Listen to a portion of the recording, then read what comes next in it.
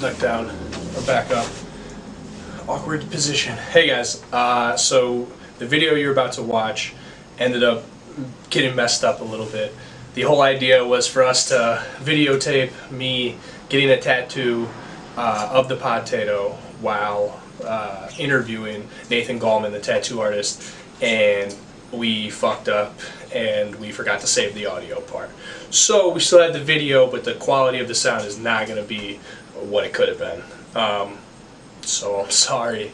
That's ill-advised and unprepared for you. I hope you still enjoy it. It's now kind of more so turned into like a vlog aspect, but it's still good. I mean, the guy's got an amazing story. And Nathan, thank you for doing this. We really appreciate it, man. So I hope you guys enjoy it. All right. We're here, Ill-Advised and Unprepared, on our way to our next podcast. About to do something that's never been done before, people. In the history of podcasts, I don't think anyone's ever done this. We're innovators, we're trailblazers, like always. Often duplicated, never replicated. Highly integrated. Highly integrated, all the gateds, super gated communities. We are gonna be doing our next podcast at a tattoo shop while Matt, that's Matt, if you guys didn't know, that's what Matt looks like.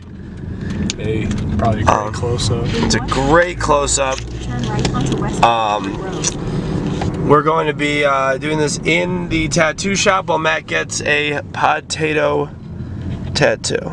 That's right. Right on my thigh. Look at this awesome hat Matt got me, by the way, guys. I mean, this is, that's a friend right there. I come into the studio, and there's just a hat. This hat's just waiting for me. It's got Rams in the back, and yeah, he just bought it for me. I mean, what a fucking guy.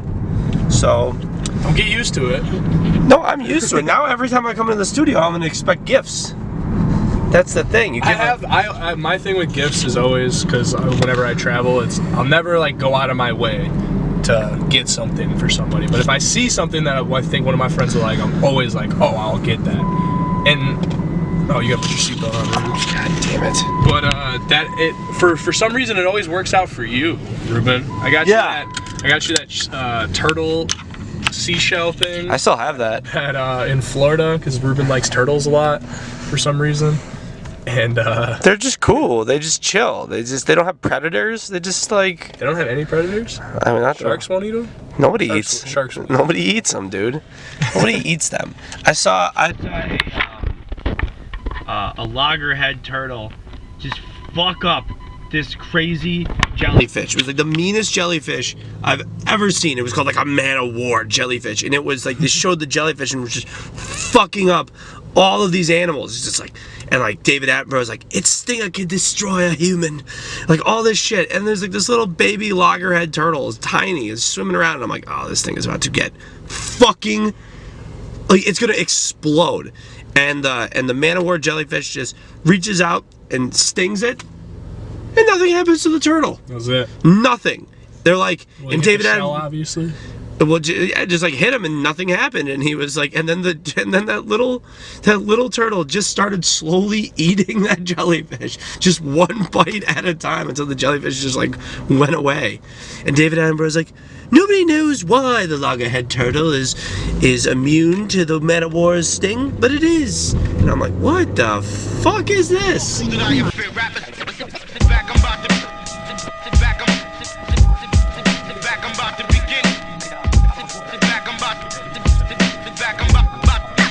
Also, I think that you and Cole should pay for the tip for him. The tip? Yeah. I think that's fair. Because I'm the one doing it. But you want it. I don't necessarily want it. I just was like, I'll be the one to do it. Because I knew that you guys wouldn't do it. But, no one ever really asked me. You would have done it? Yeah. No, you wouldn't. Yeah. Oh, you want to? Yeah, I would. All right, give me your questions. All right. Or even better, you get the tattoo and then you can ask the questions while you're getting tattooed. There's no way. I'll get in trouble. By who? My mom. Mom won't find out. My mom will be mad at me. Mama Ruben won't find out.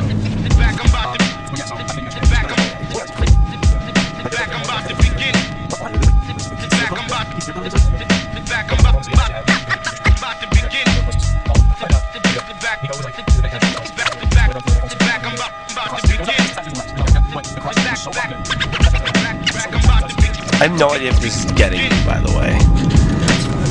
This is our first time vlogging, guys. Yeah, we're vloggers now, guys. We're big time vloggers. And Is the light still on? yeah. Okay. Well, we're still recording. Turn right onto West Urban. There's a good chance that a lot of this is just going to be sped up too, if we can figure it out and edit it. Yeah, there's gonna be it's gonna be at the times 2 thing anyway. So it's gonna be like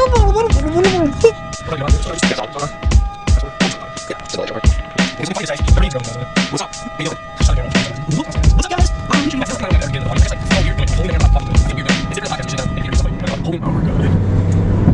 Oh, just straight up ran that red light.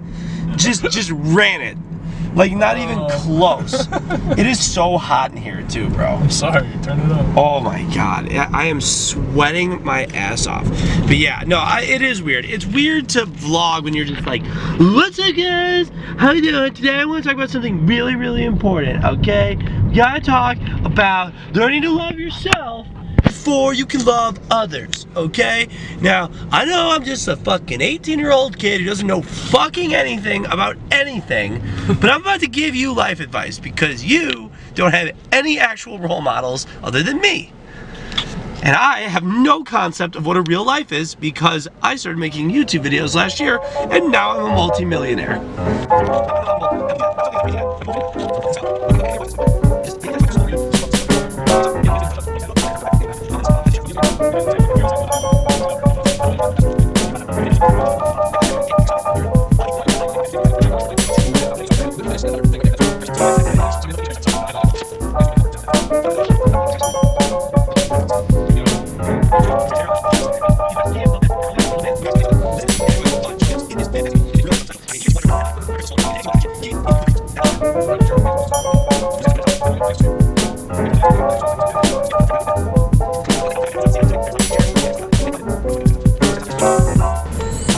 It's right down here. There's like a food truck festival. There's a food truck festival happening right now, and we're just trying to find some parking. It is Sunday, and God did say on the 7th day that you cannot give. It's Sunday and it's a fucking beautiful day, so that's. Can I park here? Yeah. Why not? Permit? I don't know. Yeah, look at those hot pasties. The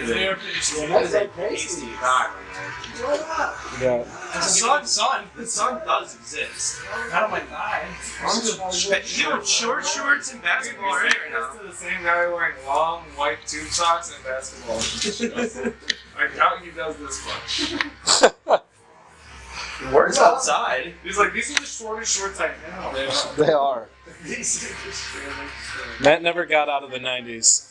He's like, if I'm wearing anything that's not leisure wear or sports apparel, if you want. Hi.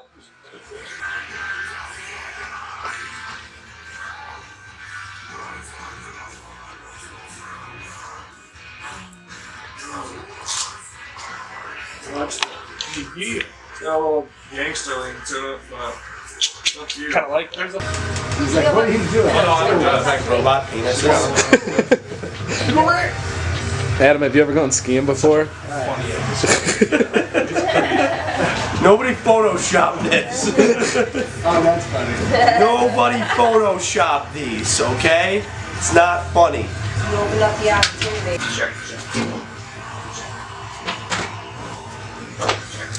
Yeah. That's awesome. One Punch Man. One Punch Man is so. I haven't seen the new season. I heard it's pretty bad. Which one? The new season of One Punch. I haven't watched it yet. It's so. The first season's show amazing. about? It's just about a guy who can defeat everyone in one punch. Oh. He trained so He's the hard. One Punch Man. He trained so hard, his hair fell out. Is this like a real show or what? Oh, it's a real show. Is it a comedy? Yeah, kind of. No, It's like an anime. I just had this at my belly. I love that Mickey Mouse.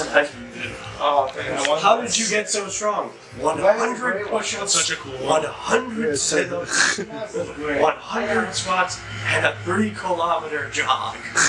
Every day. Oh, sorry. He became the strongest. This became the strongest man. Sorry. Look at this cool hat Matt got me, guys. Yeah, I said his name. Williams? No, this guy. Not one of those. Where's the Montana State hat? Nobody had it on the website. Why'd you get him a hat? It was on the website. It was cool. I was getting a bunch of other hats. I get hats. You didn't get I get anything. hats. There's a Montana State hat I definitely get. I didn't get a hat. Cole didn't get It wasn't on anything. that website. I didn't get a hat. Well, that's way too It close. makes me happier. It makes me like this hat even more. Knowing that Cole didn't get anything. Makes it all the sweeter. This is my most prized possession now. Until I get drunk and leave it at a bar somewhere, I'll get all of my hats. I love you. Yeah. I love you. Literally every time. But I will love this for the next 2 weeks.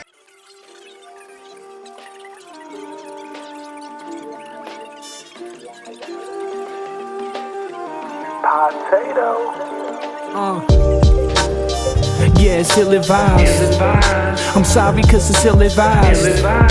You know but you're still advised. Ill-advised, unprepared, steady on the fucking rise. Yeah, we're ill-advised. I'm sorry cause we're ill-advised. Yeah, you know but you're still advised. Ill-advised, unprepared, steady on the fucking rise. Alright, welcome back to another edition of Illadvised and Unprepared. I'm Eddie Rubin, co-hosts are Cole Phillips and Matt Merrigan. What's up? This is a special edition of Illadvised and Unprepared. For this making it, we're going out of the studio here. We're at a tattoo shop ran by the famous Nathan Galman. Galman? Okay, got it. And Nathan here is giving Matt a tattoo of the podtato. Nathan's got extremely interesting stories, so it's kind of we're doing a little two birds one stone here. We're going to be doing our making and segment while Matt gets his tattoo. It's the first time this has ever been done in the history of podcasting. We're trailblazers, people. I'm sure no one's ever done this before, ever. Trailblazer. Only us. Actually did it last week. No, really? no. We're gonna edit that out later. Fuck these guys. We're gonna edit that out later. Don't worry. But Nathan's got a really interesting story. He's an award-winning tattoo artist. He was at one point in time, according to some reports, was told he would have a 1% chance of having normal function in his arms, and he basically just said fuck that. And went on to win a bunch of awards. There's really cool watercolor tattoos, and Nathan, thank you so much for having us here and hooking us up. And Opportunity. yeah, now You for the opportunity. yeah, thank you. So, have you been film doing this kind of work before? Yeah. I do about 2 conventions a month, and there's almost always TV or media there doing either Ink Master stuff or some shit like that, or a lot of vlogging YouTubers and stuff like that. So I'm used to that by now. But We've got to be the most professional, right? yeah, you guys got your shit together. We had a tattoo artist on a little bit ago, and he did a lot of the competition type stuff. I'm just surprised because it seems like art is subjective. How do you really compete? But you're just banking on that. It's based on the category selection. So if he does a specific style like black and gray, what is he doing? His name's Adam McGloss, and he does like new school. I don't know that There's guy's new work. school illustration. I know that guy's work. Yeah. He's gonna probably go into large, medium, and small color. Sometimes they'll have a new school tattoo category in and of itself. And then you're going up the other people that did work at that show or other field tattoos. So it's basically just against the other field. It's not like overall in the world unless it was a world show. So it's interesting depending on what kind of show you're working, how the competitions are set up. I do a lot of shows, but I don't necessarily put into a lot of competitions because my style is a little bit more avant-garde. And if it's a more traditional style tattoo convention, they might not even have a category for watercolor or avant-garde. So then it's me basically putting in a watercolor tattoo against the same thing that would be color portraits and realism and all that. And a lot of times, I've literally had judges look at something which is almost a full back piece and just say openly, I don't get it. Yeah. So, Well, so that's what I was kind of getting at is, like, it's. I understand that there's categories, things like that, but at the same time, there's also a level of just if the judge is into this style or not. yeah, well, if they have the category for the style, then it should more often than not be appropriate that the judge has a Yeah. little bit of a background or a knowledge of the style. So, yeah, that's one of the reasons I don't do the Chicago convention anymore, is because there's 700 booths at that show. Yeah. And almost like 60% of them are traditional tattoo artists, that's cool. But if you see 40 people in a single category and one of them's a watercolor tattoo, that's like, Yeah, it's tough to stand up. Yeah. That's how I stand up, but it's tough to, yeah. it looks out of place. It doesn't look like it's good in competition. It looks like, why is this in here? Is watercolor tattooing something that's like kind of new? Like new aged? Or has this been going on for a while? I would say it's become more mainstream in the past 5 years or so. Okay. I would say that it was probably predominantly European style before now, because a lot of people weren't interested in getting something outside the box. Uh-huh. But now that people have become a lot more open-minded with tattoo design and such, then and as soon as fucking Pinterest happened, it was over. Uh-huh. So, yeah. No, No yeah, so offense. it's something that I didn't realize until, like, once I saw, like, Leah's tattoos and stuff, and I was like, oh, man, this is... A lot of people are just watercolor. ignorant to the fact that it even exists. Right, They yeah, think that's it's what I'm not a style that can be done. And then they see a lot of people that try to do the style and they fail, and it looks like children's painting, or like Yeah. somebody threw feces on a wall and happened to be brightly colored. So I was Jason doing Beaches. some reading on your background, and it looked like you had started out doing body piercing. Well, you liked graffiti Yeah. for a bit, and then you were, but you didn't really think that your like art skill was there yet at the time to do tattoos. So you Yeah. started doing body piercings. At what point in time did you feel comfortable enough to start, putting ink on people? It was more a necessity thing. Shortly after I became a professional piercer, the bottom fell out of the industry. People just stopped getting them as much. And it wasn't that, people still get piercings, obviously, but I had just gotten into it and trained at the end of the heyday. So it went from being like, oh yeah, you could be a body piercer and totally have a career in it, to like, now there's like one or two dudes in an entire city that people will see. So basically there was no business. And everyone's like, well, you do have access to really good tattoo artists with where you work as a piercer. Do you ever watch them work? And I'm like, yeah, all the time.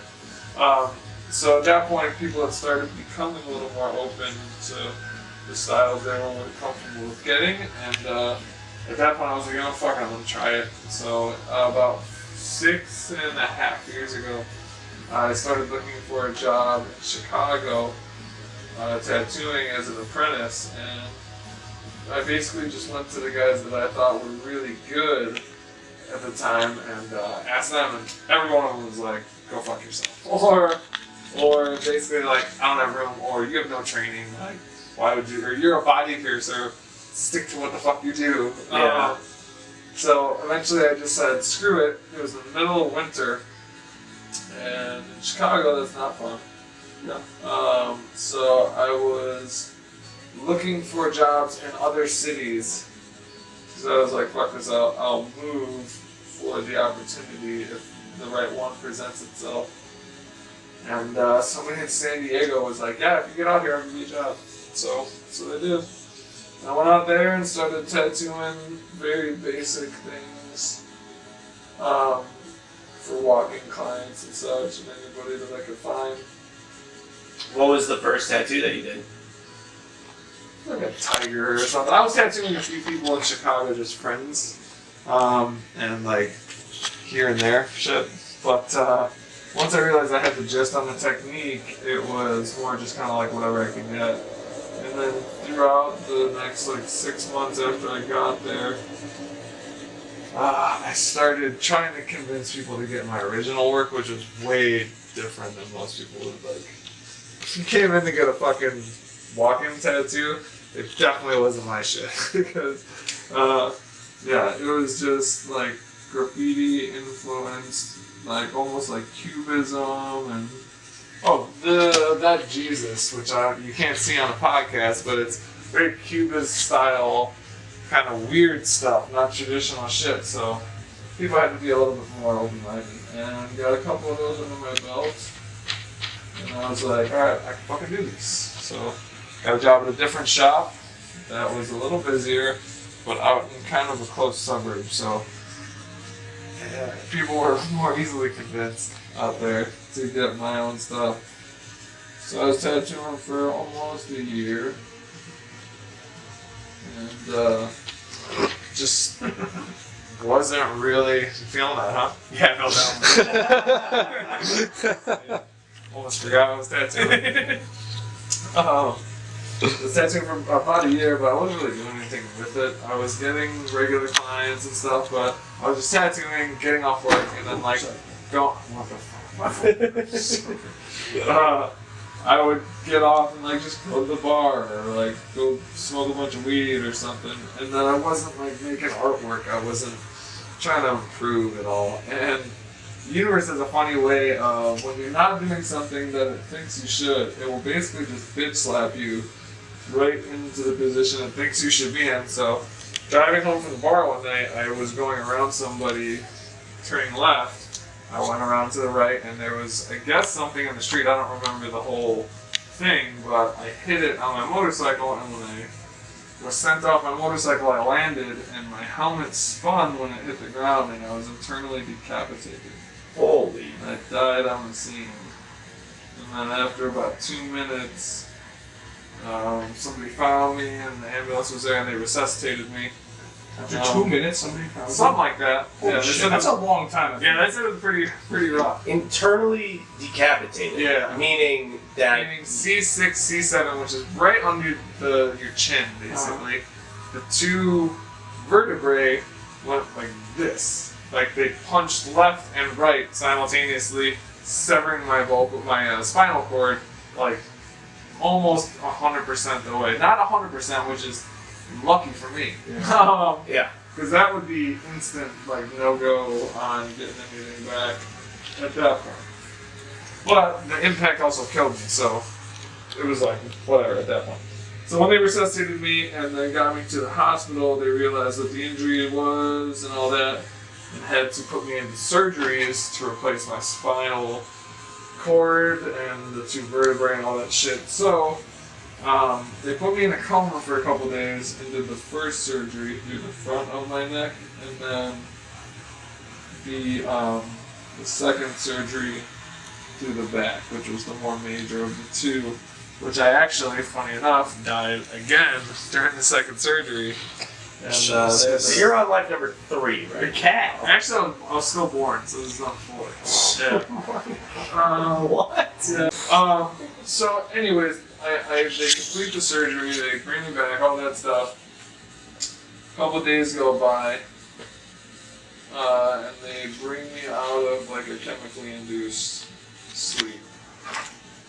And I wake up, and they say, you have 1% chance of using your arms or legs ever again. And we have to legally tell you 1% because we can't say never. You know what I mean? Yeah, yeah. They're basically saying that. Don't make any dancing dates. Yeah. So at that point, I was just kind of like, okay, well, you didn't say 0, whatever. And I've always been skeptical of people and stuff, anyways. So I just didn't take it as like you're fucked. You know what I mean? Yeah. Well, I mean, everyone takes it as you're fucked initially, but then I was like, okay, let's see what I can do. And then eventually started. They put me into a care facility, which is the ICU, or the spinal cord injury hospital. I was doing all this shit and giving me pain meds all day, all throughout the fucking day, and nothing was coming back. Like I was getting no sensation. They were using like a Hoyer lift, which is basically like crane lift to get you out of bed into like a full wheelchair that you operate with your forehead and breathing into a tube. And I was doing that for 3 months or so until finally I got fed up and was like, I'm not taking pain meds anymore because it makes me like, it doesn't make me not feel pain, it makes me numb to everything, so I can't touch or feel or like try to talk to things. It made no sense. So I eventually said, fuck this, and I told my dad, who was in the town with me, sneak me a bunch of weed in there. So I started eating weed brownies, and he would light joints and literally like bet, like you never shotgunned a joint with somebody where you blew it into their mouth. He would shotgun joint smoke into my fucking breathing tube and shit. Damn. First, and then, That's awesome. It's a good dad right there. Yeah, he's getting high too. And remarkably, a week after I started doing that, all of a sudden my shoulders started tingling. And, you know, I started meditating even more and more and doing all that kind of stuff, physical therapy. And within like 3 weeks, I got my right arm moving, my left arm moving.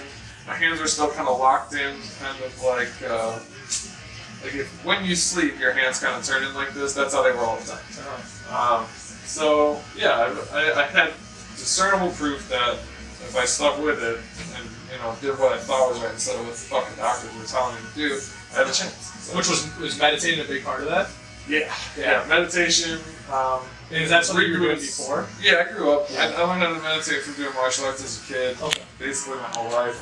And yeah, that was a big part of it. And then tons of physical therapy. I mean, you're in a place where their whole job is to basically monitor you and put you in physical therapy and occupational therapy all day. Yeah. All day. So yeah, tons of that. And then just Googling and yeah, it got to the point where I was like, I had downtime, so I would tape markers into my hands and try to like figure out how to draw, just stupid shit to keep myself from going insane. But yeah, it was 7 months or so.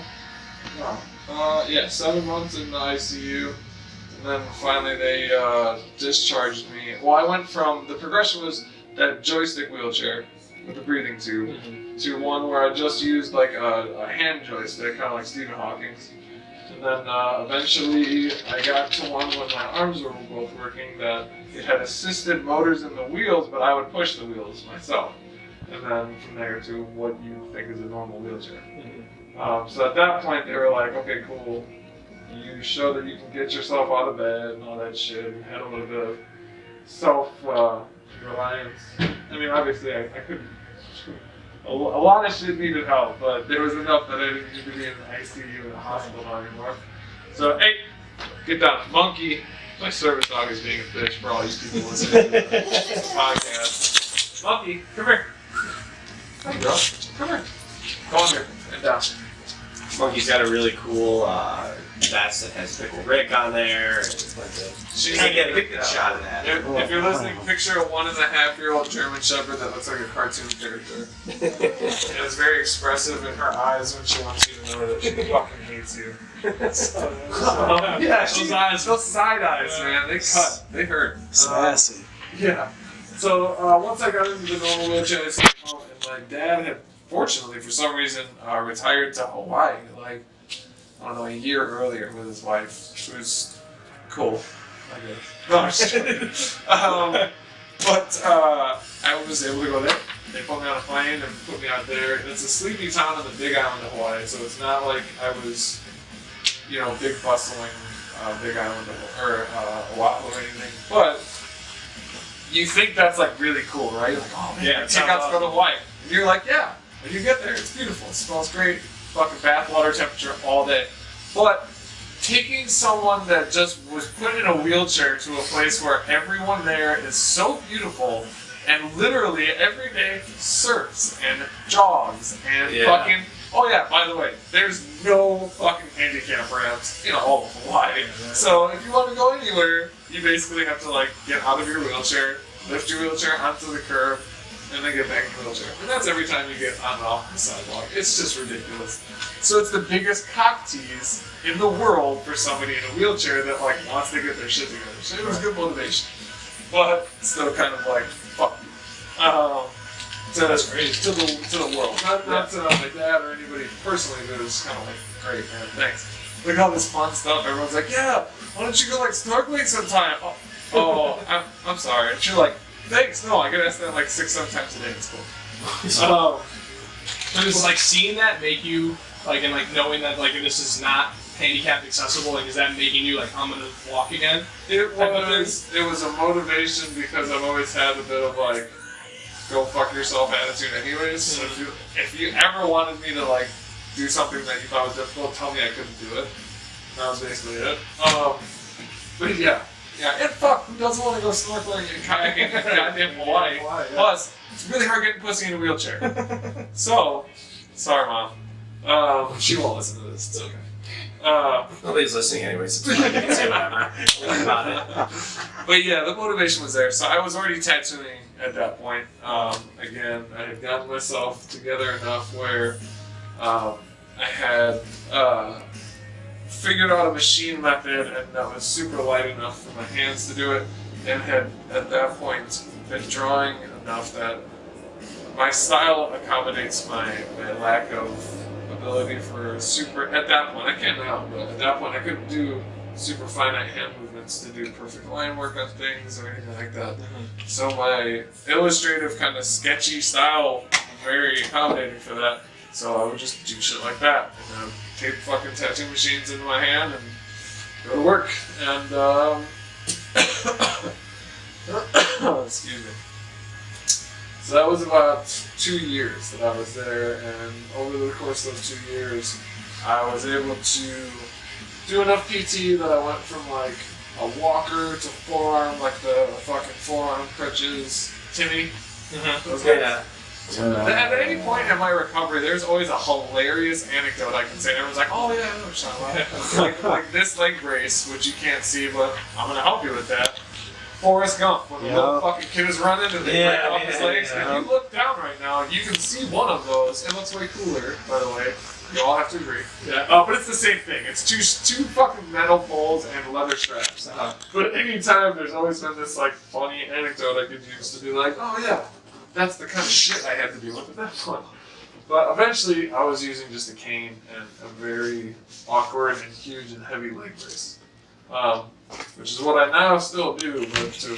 And how long has that been for? 5 years. Oh, wow. It was 5 years on April 14th of this year. So, yeah, that is basically what I consider the beginning of my tattooing career, because even though I had been tattooing before, I had to reteach myself everything just to be able to do it. So it was kind of, I wasn't doing any of the shit I was doing before the tattoo, so it kind of just, it helped to just consider the beginning of my career. Are you still meditating? Brown and black? Not as much as I should. Yeah. Oh, that's purple. Purple? Yeah. And that's magenta. Oh, wow. Yeah. You good. You wait till after? So when did you Make it leave more Hawaii and sensitive. head back here? That was 3.5 years ago. Yeah. Or so. And I was basically just like, the thing about Hawaii is that if you're a tattoo artist, you better like doing like Maori, Tahitian fucking tribal. Yeah. I personally think that shit is mind-numbingly boring to tattoo. So I had to get the fuck out of there. And I knew there's only a limited amount of client pool in a place like that, so if I wanted to become a better tattoo artist, I had to come back to Chicago to establish myself. So I did. I moved back here, and that's when everybody goes, why? Why would you move from paradise to a blistering tundra known as the fucking Midwest? But I knew it was a place that I'd be able to get set up. I was familiar. You know, I actually think it's pretty cool. I'm from here. I've been here my whole life, so. So yeah, I came back and started working here shortly after, which is pretty neat because it was blocks away from the first apartment I had when I first moved back, so it made it much easier for me than even when I was in Hawaii. So yeah, that's been about it. I still do physical therapy and stuff. I don't really meditate as much as I should, but now I'm just doing as much traveling as I can with the tattooing and competing a lot. I'm couple of different pro teams that send me all over the country to compete for them now. So it's fun. It's fruitful. Definitely a better quality of life now than before my accident. What is a pro team consist of?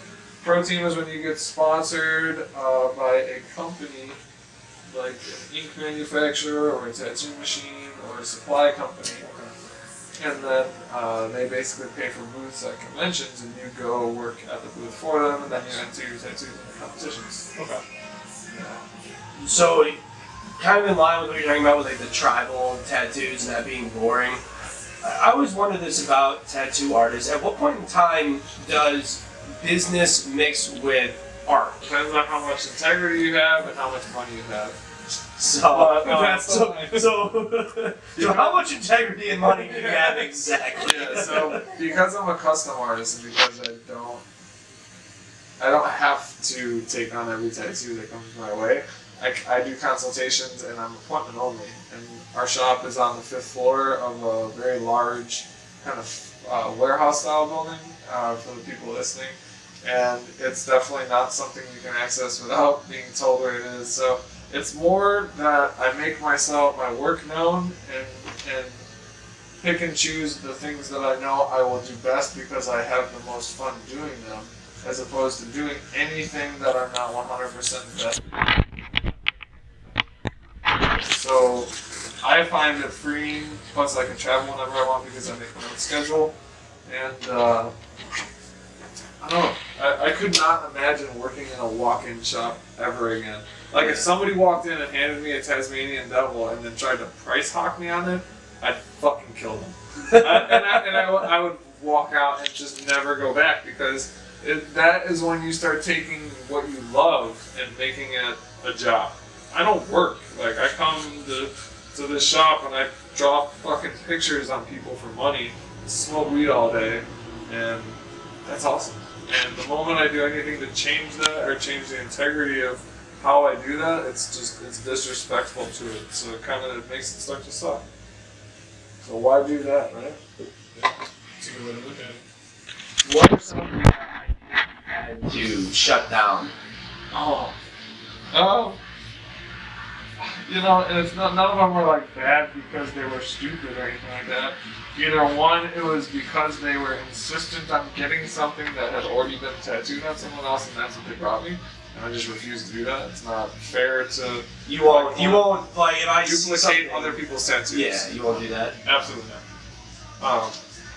It's just bad business. Plus, you don't grow as an artist just regurgitating other people's shit. Yeah. I've had to turn down a bunch of that, and a lot lately.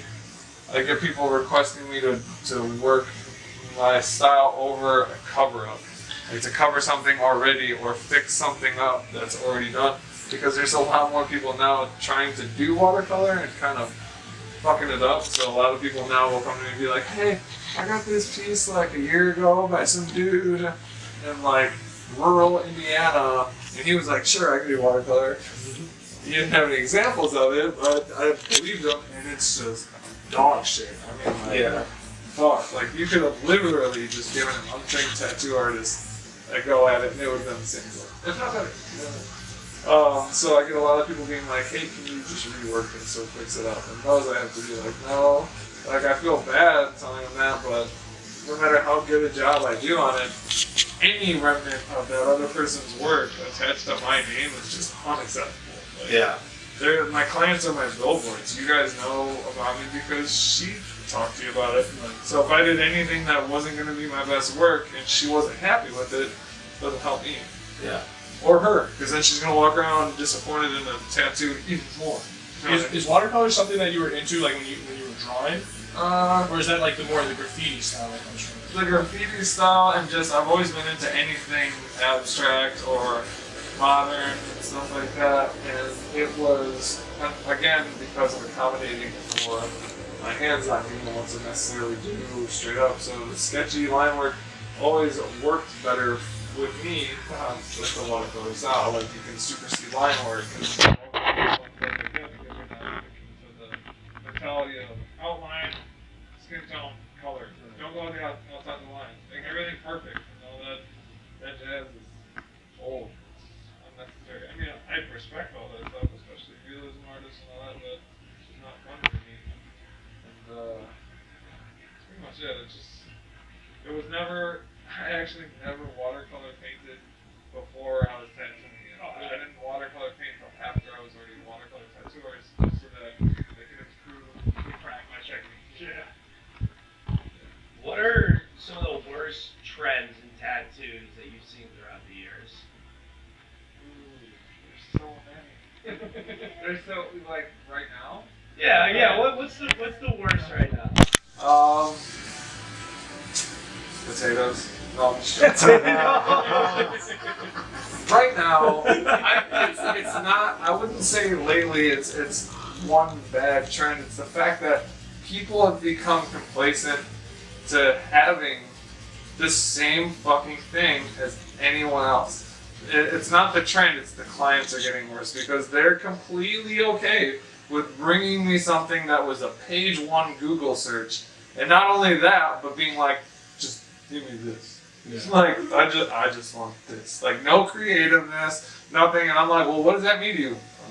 And not every tattoo has to have meaning by any means. I think some things can just fucking be pretty, but that's not pretty. You're going and getting something. It's like a midlife crisis mobile in a tattoo. Like I just don't understand it. So that's kind of a thing. But what else? Oh, okay. Countless times on Instagram, I see these fucking tattoo artists that post these little fucking. It's like something you would doodle on a.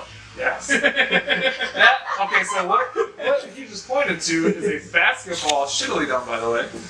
Basketball. Wait till you see the one on my back, dude. It's a basketball smaller than a dime, completely taking up a random spot on his arm that could be very well used for larger real estate in a tattoo.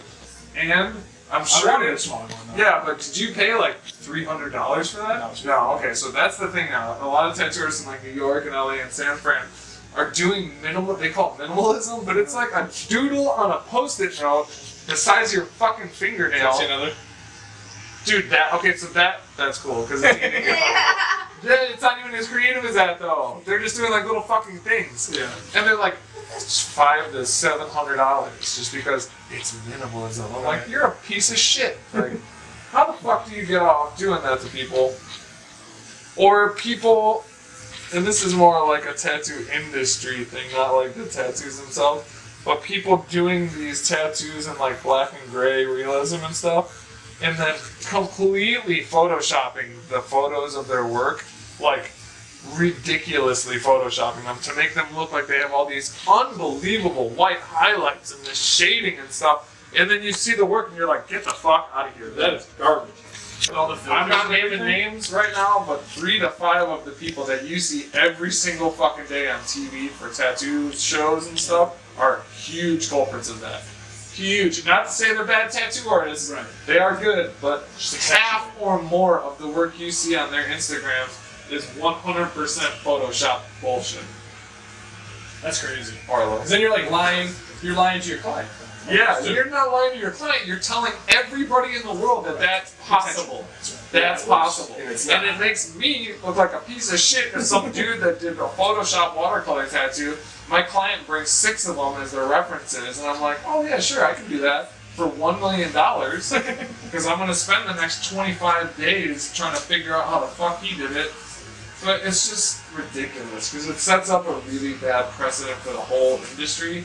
And then when people think that that's possible and they're already ignorant to the process of tattooing and stuff, it sets everybody up to fail.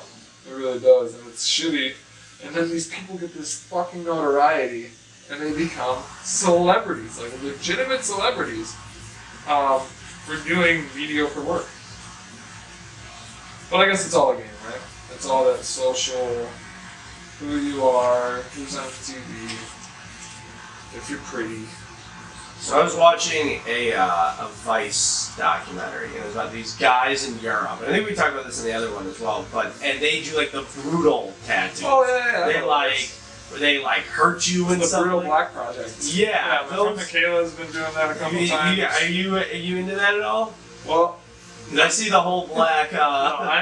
he's talking about my right arm being almost completely blacked out, and that is a little different. That's just a cover up of shitty work, like older projects that were not completed, and just we're unhappy with. And there's another layer to go over that in white, so it's not finished. But those guys use the most painful possible process to tattoo you, in the understanding that they think it cleanses you of weakness and bad energies and all that Oh, stuff. this shit's brutal. Anyone listening, I definitely suggest checking it out. I think they're on YouTube. It's the Brutal Black Project.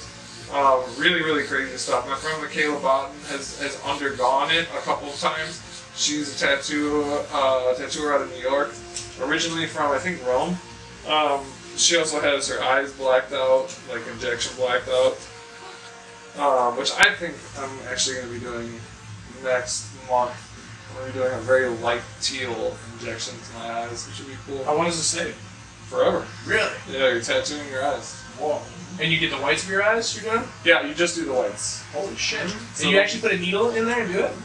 Holy shit, I had no idea you'd even do that. Yeah, it's crazy. Does that hurt? It's gotta hurt. No, you barely actually feel it. The worst part about it is just you're very photosensitive for like a week or so after, just because the That's the trauma, yeah. worst part about getting a needle in your eye and it turning blue. It's It's awesome. gonna look cool. Yeah.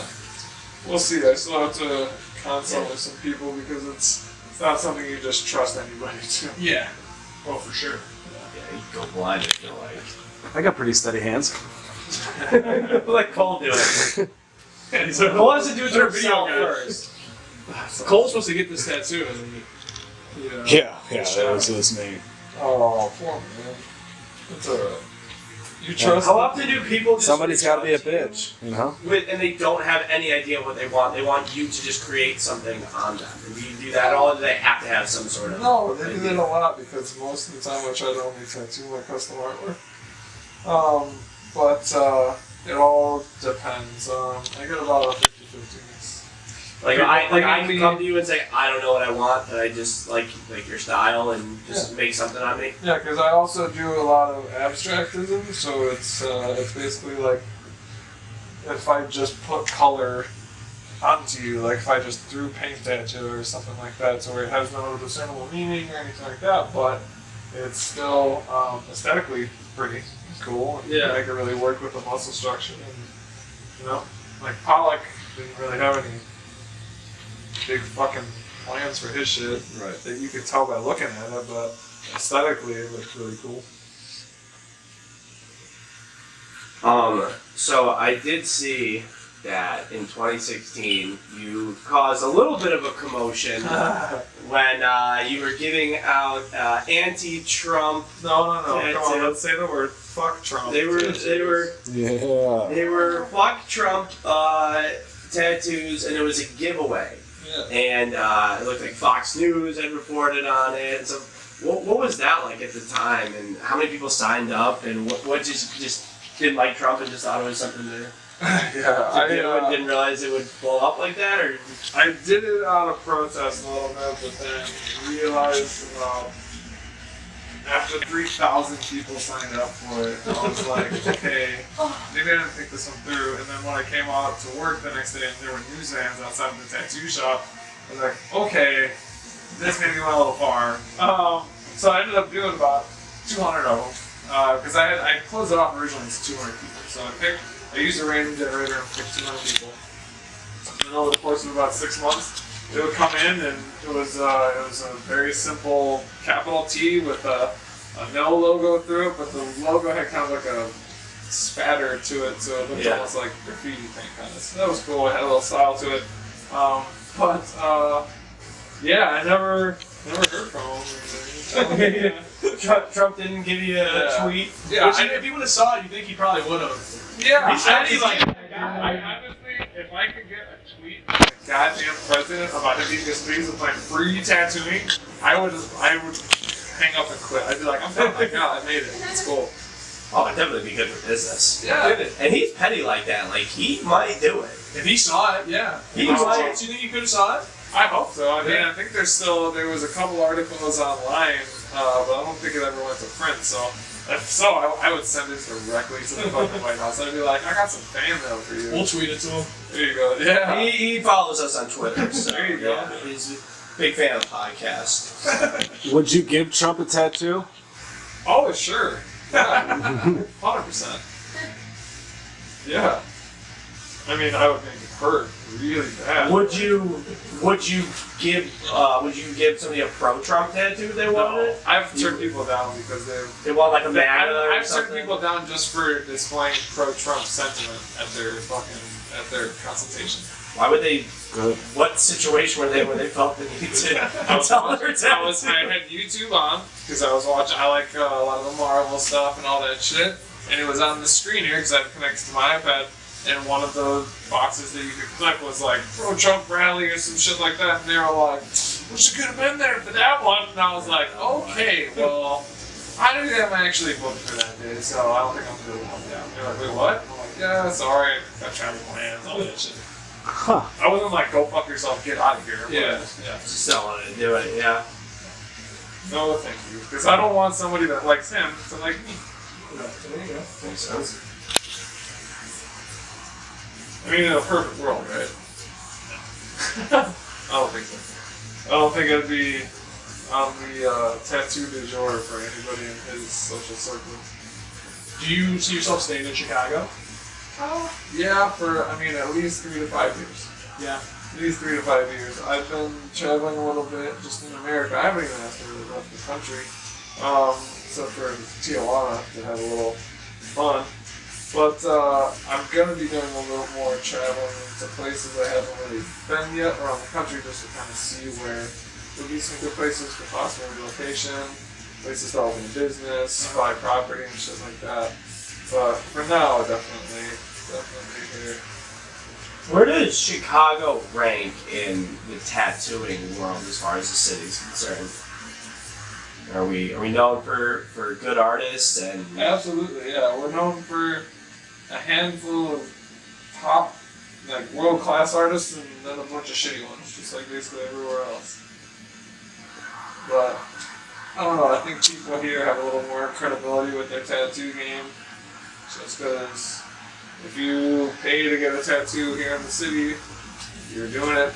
And you live in the city, so you have an intention on getting a tattoo, because this shit is not cheap. So yeah. It's kind of, I don't know, people have more of a respect for it, whereas I think in other places, like rural environments and stuff, they're more keen to getting like the $13 Friday the 13th special, put a fucking sleeve of one or something like that. Yeah. But here, people tend to get more custom, larger, more invested pieces because I think there's just, the community out here is a little bit more cultured with tattooing because Chicago's been a hub for the tattoo industry for a long time. I've had a lot of guys that are still not tattooing that have been here since way before any of the like notoriety and the fangasm about all of it. TV shows. God, I love hearing old schoolers talk about those guys. It's all just gay slurs and like locker room talk the whole time. Like, look at that pussy over there with the man bun. He's supposed to be a tattoo artist, and you're just like, oh yes, give it a club, give me more. It's so fucking good. Because these are the guys that like have 300,000 or 3 million followers on Instagram.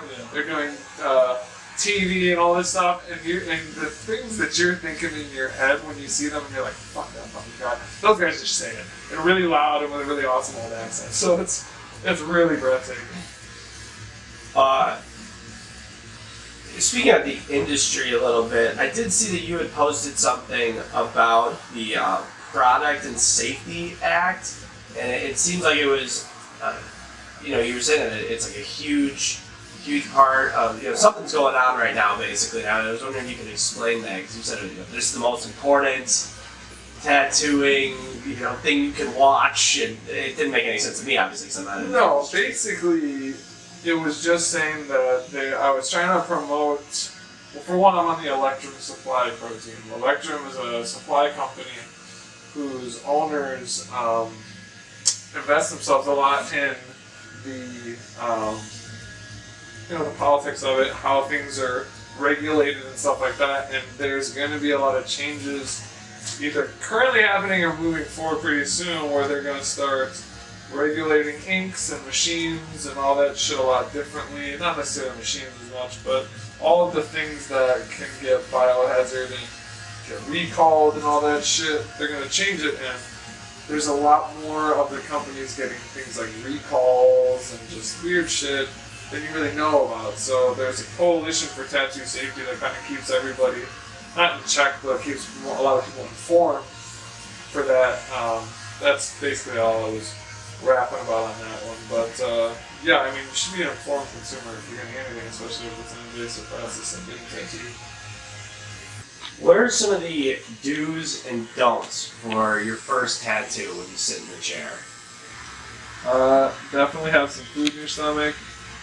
Don't think that you know anything. Don't drink the day before.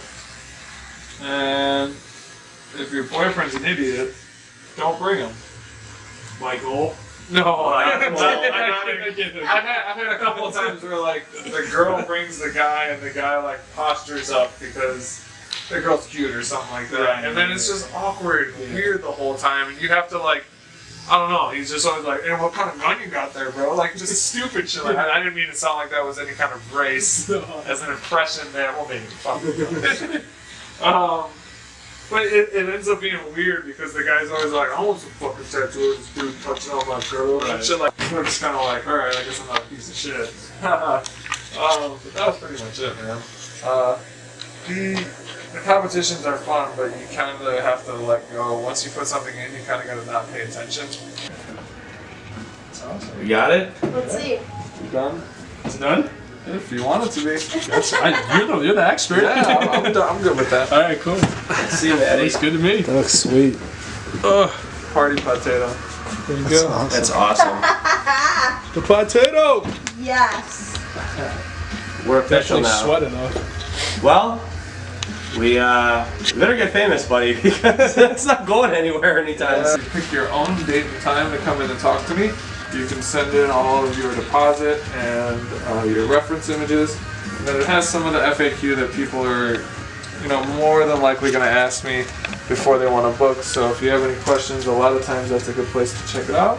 Otherwise, I do a lot of conventions and a lot of travel, so you can always check out if I'm going to be in your area by looking at my travel spots on Instagram. Awesome. Well, Nathan Galman, everybody. This is awesome. Thank you so much. Thank you, guys. A lot of fun. It's the first potato I've tattooed.